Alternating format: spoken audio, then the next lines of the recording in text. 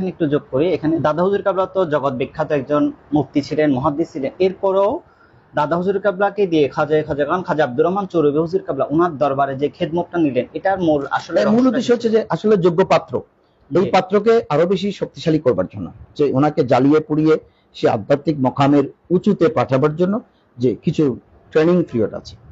আমরা তো আমাদের দেশে আমরা দেখি যে পীর মুরিদ এসেছেন, ওনাকে যখন দেখেছেন যে উনি এলেমওয়ালা বা পয়সাওয়ালা, ওনাকে খলিফা বানিয়ে দেয়। চট করে কাগজ লিখা আছে, কাগজ ছাপানো আছে, ওই কাগজে লিখে নাম লিখে যে আপনি আমার এততম খলিফা বানিয়ে দেয়। কিন্তু খাজা আব্দুর রহমান চৌরুবি রহমতুল্লাহ চিন্তা করলেন না, ওনাকে আমার কাছে রেখে ওনাকে আধ্যাত্মিকভাবে ফয়েজেপ্তা করে ওনাকে সে তরিকতের উঁচু মকামে পৌঁছাতে হবে, তারপরে শরীয়ত তরিকতের জিম্মাদারি দিতে হবে। এটার জন্য সবচেয়ে বড় বিষয় হচ্ছে ধৈর্য, যে আপনি কতটুকু ধৈর্য সহকারে নিজকে সঁপে দিতে পারেন। পীরের কাছে কিন্তু নিজকে সঁপে দিতে না পারলে, আল্লাহ রসুলের কাছে নিজকে সঁপে দিতে না পারলে আমিত্ব বাজারে কিন্তু কোনো কাজ হবে না। যদি আমার দাদা হুজুর কাবলার কাছে যদি আমিত্ব থাকতো, তাহলে প্রস্তাবনা পেশ করার সাথে সাথে বলতেন, হুজুর আমি এটা পারবো না, আমার বউ বেটি আছে, বাচ্চা আছে, আমার ব্যবসা আছে, আমার খামার বাড়ি আছে, আমি এত বড় আলেম আপনার কাছে লাকড়ি টানবো? প্রথম দিনেই যেমন আমি যদি কোনো পীর ভাইকে বলি যে আমার খানেকা শরীফে বাথরুম আছে, আপনি বাথরুম গুলো একটু পরিষ্কার করে দিয়ে আসেন, কোনো পীর ভাই বলবে যে আমার বাথরুম হাজার হাজার মানুষ পরিষ্কার করে, আমার বাড়িতে চাকরানি কাজের মানুষ আমার কাপড় চোপড় ধুয়ে দেয়, আমি এসে খানেকা শরীফে বাথরুম পরিষ্কার করব না? তাহলে তরিকত জগতের মজাটা কিন্তু উনি পাবে না। উনি নিজ থেকেই সেই জিম্মাদারি নিয়ে এটা পরিষ্কার করতে হবে।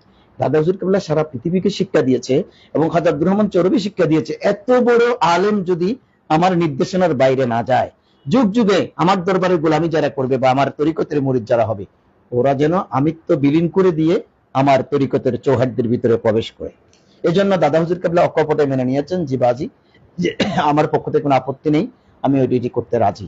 এবং তিনি এক টানা 12 বছর সেই ডিউটি করেছেন, একদিন দুদিন না। পৃথিবীতে কোনো নজির নাই।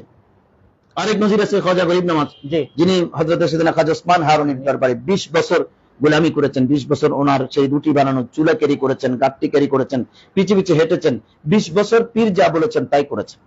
এটাই হচ্ছে নজির। সুতরাং এই নজির কাদরিয়া তরিকার মধ্যে যিনি স্থাপন করেছেন, ইনি হচ্ছেন দাদা হুজুর কাবলা সৈয়দ আহমদ শহীদ শ্রীকুটি।